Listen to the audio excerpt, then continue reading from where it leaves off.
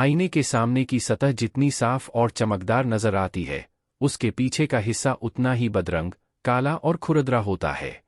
Artificial intelligence startup mindful AI lab की co-founder और CEO सूचना सेठ की जिंदगी भी उसी आईने की तरह थी, आगे से चमकदार और पीछे भयावह कालिमा समेटे हुए। सूचना सेठ इस कदर तनाव, घृणा, जलन, सबक सिखाने और बदला लेने की भावना से भरी हुई थी कि अपने 4 साल के मासूम बेटे को अपने हाथों से कत्ल करते समय उसके हाथ नहीं कांपे। अपने बेटे के कत्ल की साजिश रचते हुए उसके भीतर की मां ने उसे एक बार भी नहीं झकझोरा। क्या एक उच्च दर्जे की पढ़ी लिखी औरत, जो समाज को नेतृत्व देने की क्षमता रखती है, बदले की भावना में इतनी अंधी हो सकती है कि हत्या जैसा जघन्य कृत्य कर जाए, वह भी अपने ही बच्चे की हत्या? 39 साल की सूचना सेठ 6 जनवरी को गोवा के सोल बनियान ग्रांडे होटल में अपने 4 साल के बेटे के साथ आई थी। 8 जनवरी को जब उसने होटल से चेकआउट किया तब उसका बेटा उसके साथ नहीं था। होटल स्टाफ ने बेटे के बारे में पूछा तो सूचना सेठ ने कहा कि वह गोवा के फातोडा में एक रिश्तेदार के घर पर है। उसने रिसेप्शनिस्ट से कहा कि वह उसके बेंगलुरु जाने के लिए कोई टैक्सी बुक करवा दे। रिसेप्शनिस्ट ने कहा कि टैक्सी एक्सपेंसिव पड़ेगी, आप फ्लाइट लेकर चली जाइए, वह सस्ती होगी। मगर सूचना सेठ ने बाई रोड जाने पर ही जोर दिया तो उसके लिए एक कैब बुक करा दी गई। सूचना अपना सामान लेकर निकली। उधर हाउसकीपिंग स्टाफ जब उसका छोड़ा गया रूम साफ करने पहुंचा तो उसको वहां खून के धब्बे मिले। स्टाफ ने इसकी सूचना होटल के मालिक को दी और मालिक ने तुरंत पुलिस को इन्फॉर्म के दिया। पुलिस ने तुरंत उस कैब ड्राइवर को फोन लगाया और कोंकणी भाषा में बात करते हुए उससे कहा कि जिस मैडम को वह लेकर जा रहा है उसको बताए बिना वह कैब को कर्नाटक के चित्रदुर्ग पुलिस स्टेशन ले जाए। ड्राइवर ने पुलिस के इंस्ट्रक्शन के अनुसार गाड़ी पुलिस स्टेशन पर लाकर खड़ी कर दी, जहां सूचना सेठ को पुलिस ने गिरफ्तार कर लिया। सूचना सेठ के सामान की तलाशी लेने पर उसके बच्चे की लाश पुलिस को उसके एक बैग में मिली। सूचना सेठ ने अपने बच्चे की हत्या क्यों की? इस सवाल के जवाब में जो कहानी निकल कर आई वह एक ऐसी औरत को सामने लाती है जो एक तरफ बहुत पढ़ी लिखी, मेहनती, सेल्फ मेड, नेतृत्व क्षमता से भरपूर, उद्योग जगत की अति महत्वाकांक्षी और समाज में अपनी हैसियत रखने वाली निर्भीक औरत है, तो वहीं दूसरी तरफ वह सामाजिक और पारिवारिक चक्रव्यूह में फंसी, टूटन, तनाव, गुस्से, अपमान, नफरत, झगड़े, कानूनी पचड़े में घिरी औरत, जिसके अंदर अपने पति से बदला लेने का लावा उबाल मार रहा था, जिसके चलते उसने अपने बेटे को मौत की नींद सुला दिया।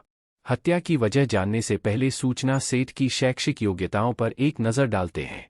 सूचना सेठ एक एथिक एक्सपर्ट, नैतिकता विशेषज्ञ और डेटा वैज्ञानिक है, जिसके पास डेटा विज्ञान टीमों को सलाह देने और स्टार्टअप व उद्योग अनुसंधान प्रयोगशालाओं में मशीन लर्निंग समाधानों को स्केल करने का 12 वर्षों से अधिक का अनुभव है।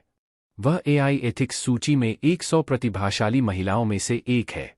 वह डेटा एंड सोसाइटी में मोजिला फेलो, हार्वर्ड यूनिवर्सिटी के बर्कमैन क्लेन सेंटर में फेलो और रमन रिसर्च इंस्टीट्यूट में रिसर्च फेलो रही है, और उसके पास प्राकृतिक भाषा, नेचुरल लैंग्वेज प्रसंस्करण में पेटेंट भी है।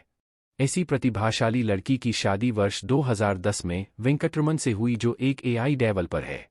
शादी के बाद दोनों में वैसी ही नोकझोंक चलती रही जैसी आमतौर पर भारतीय घरों में होती है। शादी के 9 साल बाद वर्ष 2019 में सूचना ने एक बेटे को जन्म दिया, मगर बेटे के जन्म के बाद से पति पत्नी में झगड़े काफी बढ़ गए। 2020 से सूचना और उसके पति के वेंकटरमन के बीच विवाद इतना बढ़ गया कि दोनों ने तलाक ले लिया। कोर्ट ने बच्चे की कस्टडी सूचना सेठ को दी और आदेश दिया था कि वेंकटरमन अपने बच्चे से हर रविवार को मिल सकता है। मगर सूचना अपने पति वेंकटरमन से इतनी नफरत करने लगी थी कि वह नहीं चाहती थी कि वह अपने बेटे से मिलने आए और उसकी नज़रों के सामने पड़े।